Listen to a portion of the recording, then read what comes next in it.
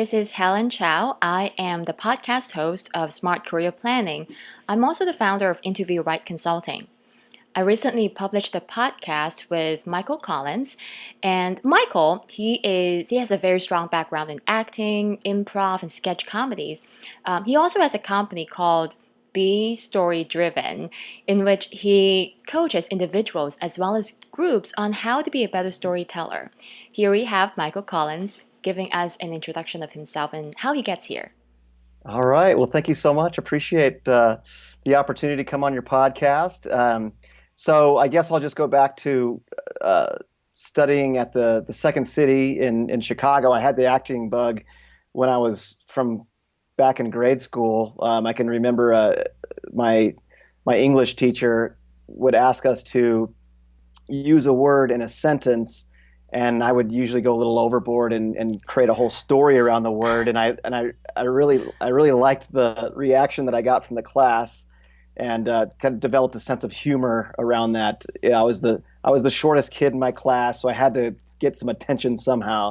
And I just remember that was a good way to do it, and I liked the response that I got. So performing was always something that I enjoyed doing, and so going to Chicago, and where improv is just really well known, and the Second City being an incredible place to go study improv and sketch comedy, because the end product is a sketch comedy show where they incorporate improv into it. A lot of times improv is used as a tool to get to an end product. In fact, Uta Hagen, not Uta Hagen, Viola Spolin created these improv games for theater actors. If they would get hung up in a scene, then it's like, okay, let's take this into a different context and see what the character would do there.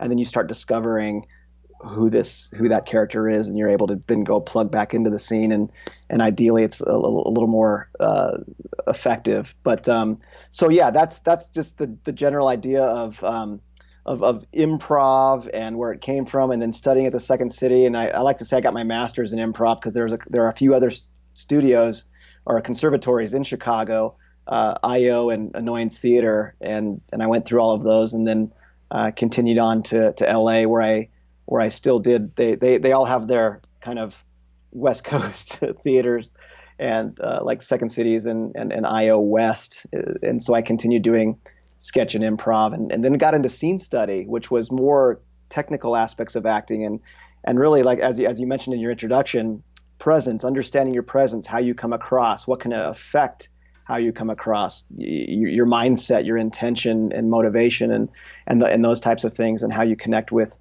the script and with your scene partner, and then just kind of wrap up this what's starting to be a long-winded intro. Went to Steamboat and worked for Outside Television, where I was an on-camera host. We hosted a live morning show every day, and so I learned more about that hosting piece and connecting to guests and the camera and the audience.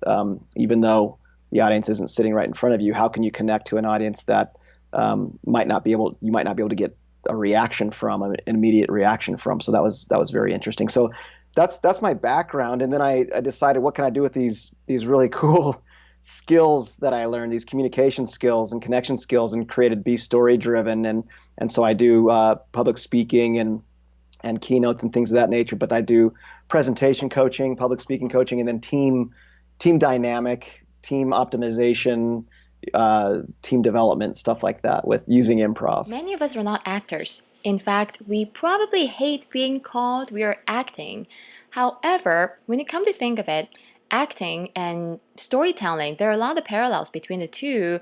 Being a good storyteller is about unpacking a very dense story and making your story accessible to the audience and being understandable. It is also about communicating a thought that most people don't know about.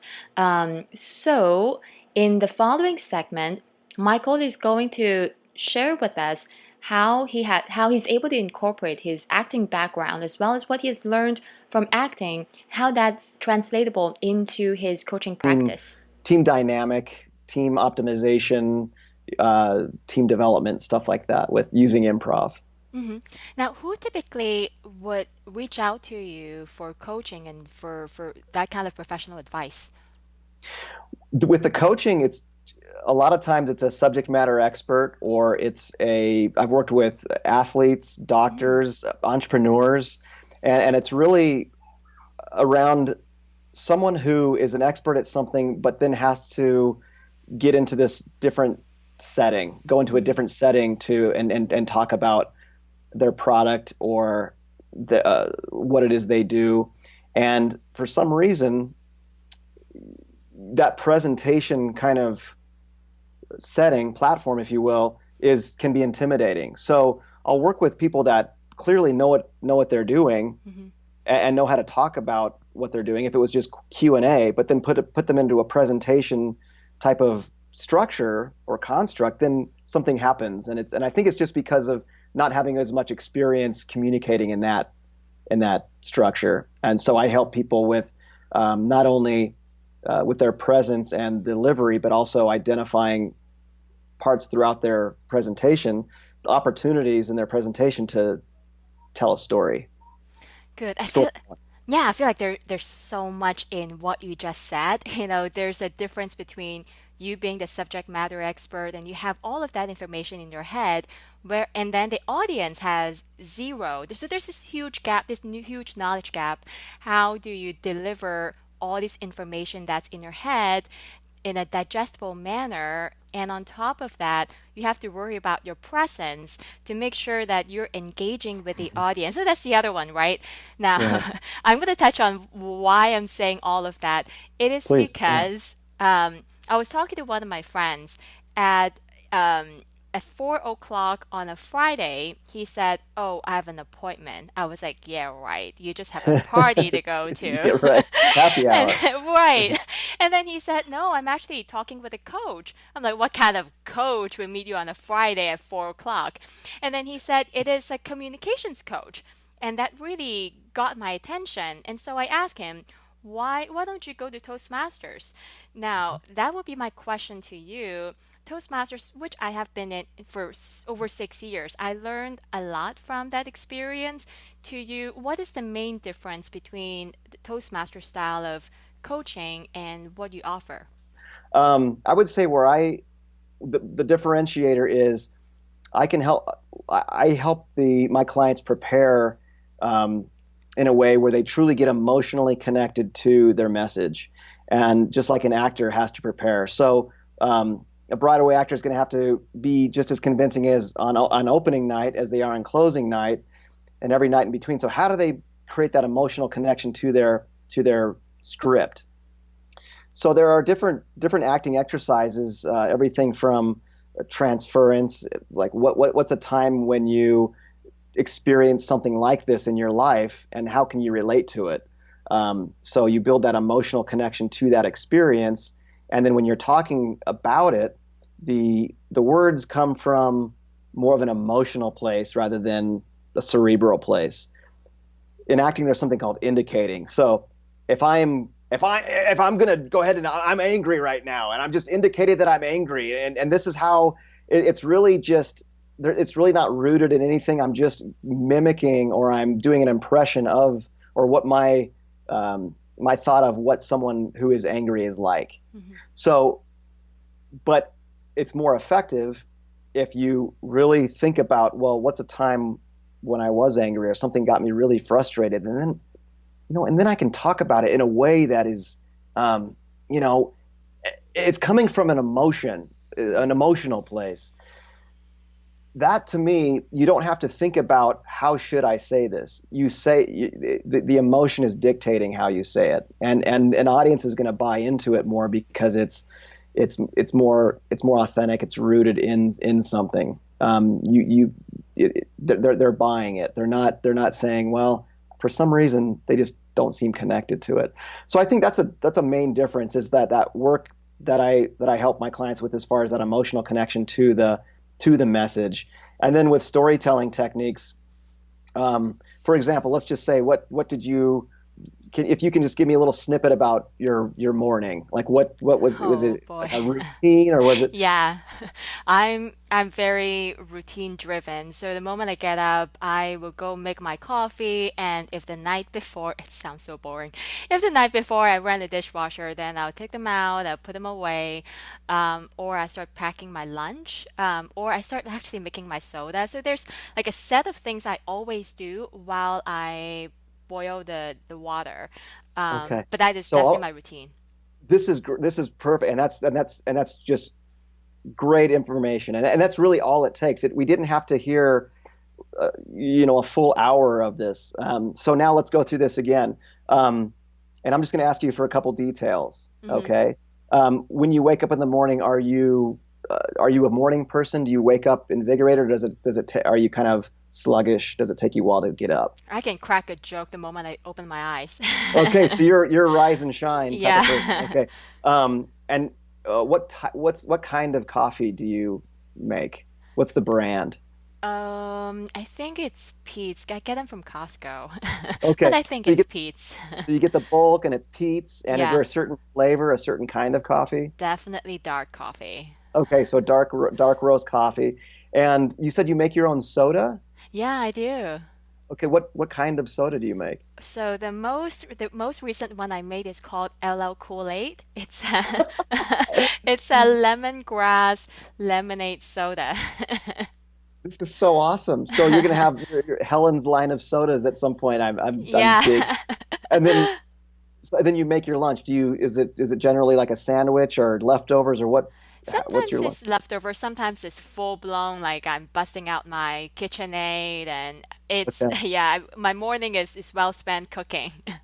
Okay, so let's go back and tell that story, and I want you to incorporate some of these details. So, storytelling using specifics like names. So, Pete's Coffee, for example. Circumstances, like is it what time of what's the time that you wake up? Is it 6 a.m.? Is it 8 a.m.? So include that information as well. And then sensory, like what do you think? Maybe what does something smell like, sound like? What do you hear? What kind of the do you have music playing? Those types of things. And then uh, another detail would be so we have sensory, circumstances, and then names of things, and then just this how you feel about something. So the idea is to not make that story much longer, but just incorporate some of those details into the story and pay attention to how you feel. Like what is your state in the morning? You said you're a rise and shine type person. So try to go to that place where you're waking up and connect to how you feel when you wake up and then tell that story again and try to just go from when you wake up to packing that lunch. Okay, good. So I wake up between 6 o'clock to 7 a.m. I have not had to use an alarm for about 2 years now. So I wake up, and sometimes I would think of a joke that I heard the moment I went to bed. So I would repeat it to my partner. The moment I wake up in the morning, we both laughed, and then I would get up and then start making my coffee. It's Pete's coffee, dark roast. While the water is boiling, I will prepare for my lunch. Sometimes it is leftover, sometimes it is me just making a full blown meal, making pasta and then protein, and then I finish my coffee. All right, awesome. Well, thank you for indulging me on. So what and so what I saw happen, you had a more variety of facial expression Oh, okay. because you're visually you're picturing it in your mind. Yeah. So you're connected to that imagery in your mind, and it's evoking an emotion. Uh-huh. So you'll smile. Just the joke, the fact that you kind of a joke went off in your mind, and you had that laugh, right? So you're revealing more parts of yourself. It's not this is a persona. This is how I need to come across, and um, yes, it's good to be aware of how you come across. Like if you're in an interview, or if you're in a presentation, or if you have or if it's in a boardroom or something like that. But in my opinion, that second story, the second version of that story was what was much more engaging because I saw more, you revealed more of yourself. And so there's a vulnerability to that, but maybe you weren't self-conscious about it because you were having fun telling the story. You were connected to what it was you're saying. You're visualizing it. So much is visual. And then when we memorize things, it's a visual thing as well. It's we store these memories with imagery. So if you can trigger those images that are stored in people's brains, then that's where the emotional connection happens. So that's the and again, I don't know if Toastmasters does that kind of thing. For me, it's really building that emotional connection to the message, adding in those storytelling techniques, and then the outcome is typically a more authentic, less stressful delivery. No, I was talking about in the beginning. I talked about subject matter expert, and then having to deliver information to a group of audience who may not have that information. So unpacking whatever that's in the head into something that's digestible. There's so much emotions involved. Now, for you as a coach, how do you unpack all of that and walk someone through and make a powerful presentation? Okay, that's such a great question because I work with high level executives sometimes on these business cases, and they'll get a little hung up on what is this presentation really about, and they'll do what I call just pouring more information or pouring more data on the presentation, hoping it will make sense. So my advice to a subject matter expert giving a presentation to an audience that might not be as educated on the topic is present the information as they know it, because I think it is important to establish yourself as the subject matter expert. So if it's terminology or if it's a certain type of examples, so for a subject matter expert to not get to make sure that they're not the slides in their deck aren't so too cumbersome with text and data and spreadsheets and all that kind of thing. I mean, if they need one just to show an example of something, great, but it's really about what does that mean? And if you can give an example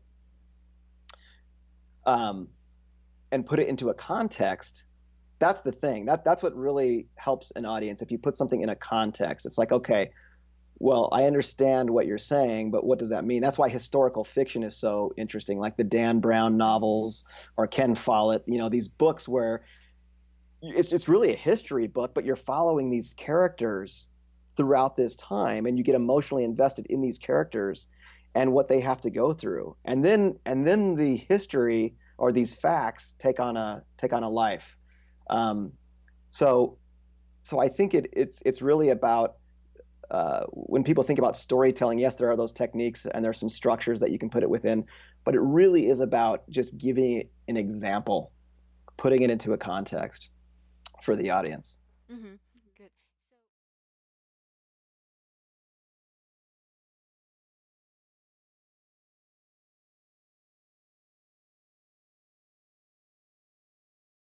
for people. What I hear a lot, that's a great question, and what I hear a lot of from professionals that either are taking improv classes or have done a workshop using improv, it's a mindset. Mm-hmm. It's what you said, that active listening piece, and what you really tune into when you do improv are your tendencies. Are my tendencies to want to interrupt and get my idea out there? Mm-hmm. Are my tendencies to not engage? Are my tendencies to daydream? Mm-hmm.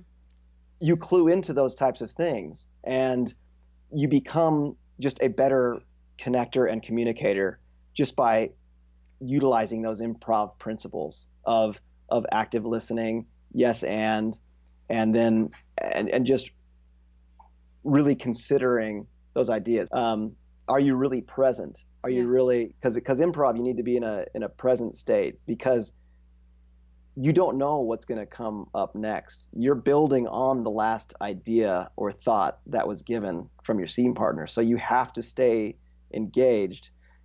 You can't have a preconceived notion on where this is going to go. You can't really, you're not as able to force an agenda or meet an expectation. Because if you're truly building and listening and building and listening, Yeah. where is it going to go? So I think people, once they come out of these like an improv workshop or an improv class, it's almost like kind of a little shot in the arm of just presence, Mm-hmm. of mindfulness, about just being in the moment and not getting carried away with some sort of preconceived notion or some sort of narrative, or like, oh yeah, I know what this person's going to say. I've got this all figured out. I'm just going to wait till they stop talking, and then I'm going to get in with my point that I want to make. Yeah, I think. Absolutely. And I think for the candidate, my advice to the candidate was would be just have a what I call like a library of stories, and essentially just experiences. What's a time when you were under deadline and you weren't sure if you were going to finish on time? What was a time when you truly collaborated with somebody? Or what's a time where maybe you didn't get a good review, and what did you do about it? I mean, just come armed with those examples rather than just kind of talking generically about a topic or a skill set or something like that. What's a time when it was applied? And and I think if you can come with that, and with like what we did with your story, connect to what it is you're saying. Visualize yourself being in the experience, and then and talking about in terms of more instead of like a resume where it's just bulleted, Mm-hmm. and you try to memorize words. You don't really, it's hard to have an emotional connection to that. So how I coach my clients is to have a storyboard. Mm. Have a storyboard in your mind, like a comic book strip or something, and then it's just like it goes from here to here to here to here, and then you can follow those images in your mind rather than getting hung up on words and bullet points and text. You'll ideally have more an emotional connection to that imagery. Good. Now, when it comes to, if coaching works, sometimes, coaching can be such a vague thing. How have you seen coaching work with your clients? hmm You know, in the spirit of improv, it really is meeting a client where they are. I mean, I Mm. have the components to my program, Mm-hmm. but sometimes, I mean, a lot of times, I'll get in there and I'll just check in. How's it going? What's coming up for you right now, and in your job, and usually things will get revealed, and we'll key in on that. Like I was working with a sales director who was having trouble getting engagement from his team, and so just through just a series of questions and discovery, um, I was asking about the meetings that he would have, and he just, you could just tell that he dreaded Mm-hmm. having these check-in meetings with this team, and I was like, well, if you're dreading it, imagine what they're feeling. So how can you make this more fun or gamify it, or like what are some engagement tactics that you can use? I mean, do you check in with everybody in a real way at the beginning of your meetings, or is it just like, okay, we just got to come in here and dump all this stuff, get all our feedback, and go on our way? Is there an opportunity for people to feel valued and validated, and because that, in my opinion, leads to a workforce that's more purpose driven, sense of meaning, and it goes back to like what you said, as far as someone that listened to them Mm-hmm. and repeated back what they said or validated what they said. And so that's I mean, that's something that doesn't really fall under storytelling per se, but that just kind of evolved out of, that was a coaching session that where this discovery just evolved out of just talking to someone and checking in rather than really maybe forcing an agenda. It was like, oh, okay, he's presenting this problem that he has, and let's work through that. Um, and so then we can work on his presence in the meeting. We can maybe work on some stories that he tells in the beginning of the meeting, those types of things. But it's good to identify uh, problem areas, or areas where people are. I mean, I've worked with entrepreneurs that where our coaching sessions greatly influence their business plan. I don't market myself as like a business plan consultant, but it really is messaging, because you have to connect to your message Mm-hmm. in order to talk about it. And if this guy's out there raising money, he needs to know what why he's doing what he's doing, and he needs to believe in it. So really building those connections to the message, and it ended up influencing his business plan quite a bit. And that was just through working through things. So it's all unique. It's all very unique, and it's just about kind of meeting someone where they are. Good. So it does seem like you coach a variety of people, including, it can be entrepreneurs, it can probably be job seekers even, how to create a compelling story, especially for someone with like 15, 20 years of experience, how do you condense it into like a 5-minute elevator pitch, Right. or like subject matter experts. So if people were trying to, if they want to get a hold of you, do you typically work with people who live in your area, or do you provide any kind of online coaching? How do people get a hold of you? Start with people. I live in Denver. I'm based in Denver, and a lot of clients here. But then I started doing more traveling, which I really enjoy. And then also, I'm really surprised how well doing FaceTime and Skype works.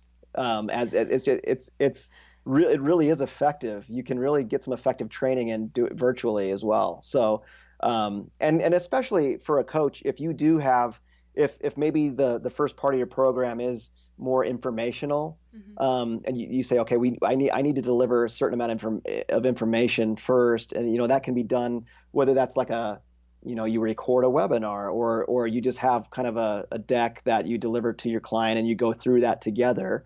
Then the virtual thing is great. Even when I do work virtually with somebody, I like to, at the end, at least have one live session, because that idea of presence is so important to me. How are you coming across? What is that energy? When I work with actors, I say the audition starts when you enter the room, not when you start your lines. You're coming into any environment with an energy, with a presence, and you need to be aware of what that is, and what's influencing that. Um, I had a client who was testifying at the Capitol down here, and she was kind of out of breath coming into the room and late, and she's giving her testimony. I'm sorry, and she's just kind of out of breath, and she's delivering. I mean, it's really important to her.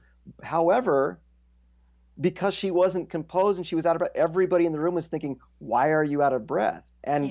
And unfortunately, that's all we were paying attention to. We didn't really hear like what it was she was saying until she kind of calmed down a little bit. So just really setting yourself up for Question success is, and understanding. how do you work on presence? Like to me, presence is maybe like how you come across, maybe your posture. Mm-hmm. Um, so how do you coach people? Maybe it's not even about posture per se, but how do you typically coach someone on their presence? Yeah, it's such a great question, and in Hollywood they call it the it factor. Do you have it? Yeah. It's the same in executive presence. It really is kind of in my opinion an individual thing. I mean, you can say it's charisma, or you can say it's state of mind. You can say confidence. But how do you get to those states, right? How do you get to those places? And to me, it goes back to, why am I here? What's my intention? How do I feel about it? I was coaching a client who didn't like her new job title. She became a director, and she had a really negative narrative in her mind around hierarchy. Hmm.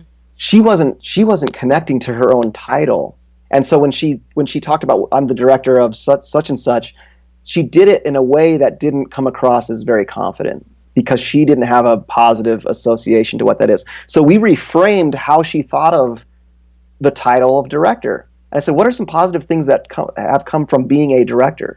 Well, it's given me access to get into some of these meetings and to really push some of these studies that I feel very passionate about, pushing these studies forward and getting some funding.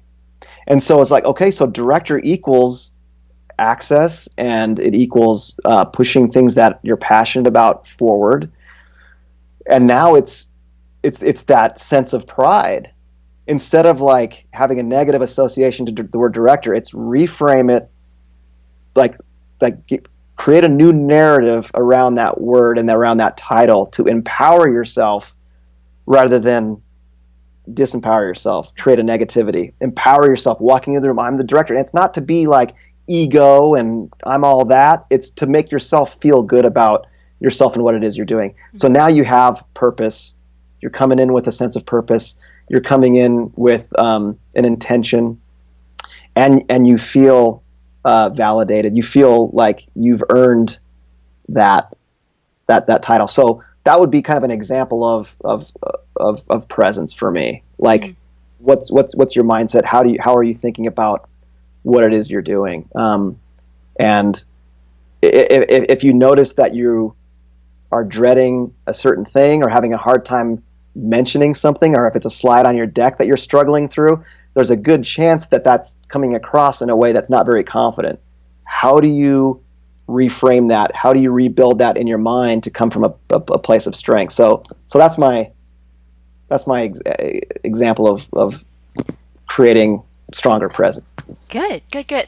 Now, Yeah. how do people get a hold of you if they want to learn a little bit more about your consulting services? So my website is bestorydriven.com, and email is michael@bestorydriven.com, and it'll have my social media links and on there as well. It'll also have a little contact page, and you can give me your contact information, tell me what you're interested in hearing more about, and we can do a brief consultation and just see if we're a good match. I think it's really important to connect with your coach. And so sometimes it's not a good match, sometimes it's a great match, and that's just part of the process. So that would be the best way. Sounds good. Well, and I'm going to include the link too in the description of this Okay. podcast. Thank you so much for your Yeah. time. It is super Thank fun. you. Thank you so much. This was great. Appreciate it. Thanks for Great. the opportunity. Of course.